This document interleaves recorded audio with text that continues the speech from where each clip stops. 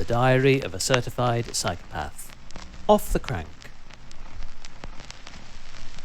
That's it. From now on, any topic not worth talking about to the typical pay-per-paragraph news service bombarding my fruit-branded smartphone's unresponsive touchscreen with a cherry-picked grapevine of inflammatory headlines formulated by the armchair media's most responsible rumour-mongers passionately promoting the next humanely engineered disaster won't be typed.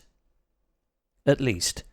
that's what my half-roused subconscious yelled into the ether after another tremulous text alert informing me that Monday's maiden move bar had been cleared,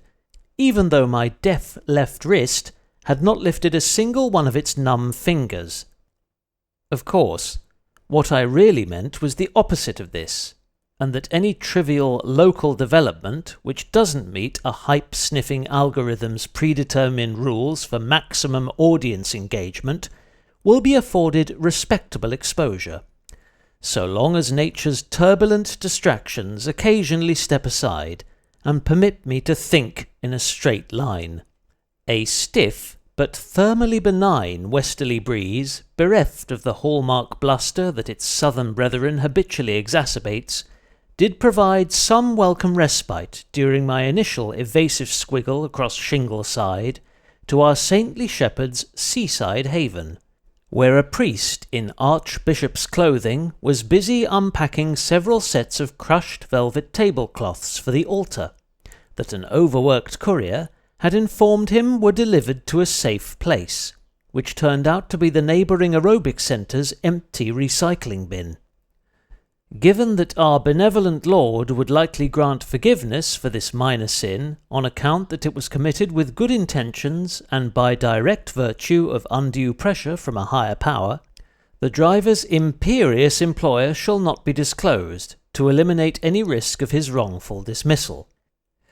During a double, soft-tempo trundle back and forth along Upper Shoreham Road, I passed a family funfair in full and jubilant swing upon Buckingham Park's flourishing common.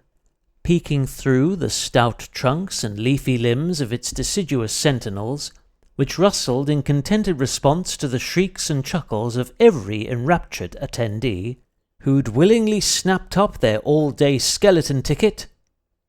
gold pass, in proud support of Ada District's formidable East Line football team, I glimpsed a familiar array of star attractions, awaiting to gratify their thrill-seeking passengers by evoking the requisite adrenaline rush to make 30 minutes of queuing through the same barriers used for Glastonbury's TARDIS toilets feel worthwhile, then leave them orientated enough to stagger discreetly behind a nearby hedge and dispense with any residual motion sickness. Amongst the forest of brightly coloured marquees were many ageless classics that evoked fond and vivid memories of an era when their exhilarated riders were not constantly warned to keep their smartphones safely inside the chairs, cars or carriages. These included the Walser, Ghost Train, Big Wheel, whose cadence I attempted briefly to match whilst in my trusty Trailblazer's largest gear,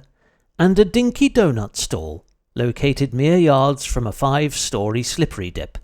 for those wishing to quickly replenish the calories they'd burned off by climbing a total of 10,000 steps between descending cool-offs. Just as well, since every last sticky strand of candy floss appeared to have been bled of its pink tinge and blown sky-high, forming luminous cumulus hay bales and flocks of unshorn sheep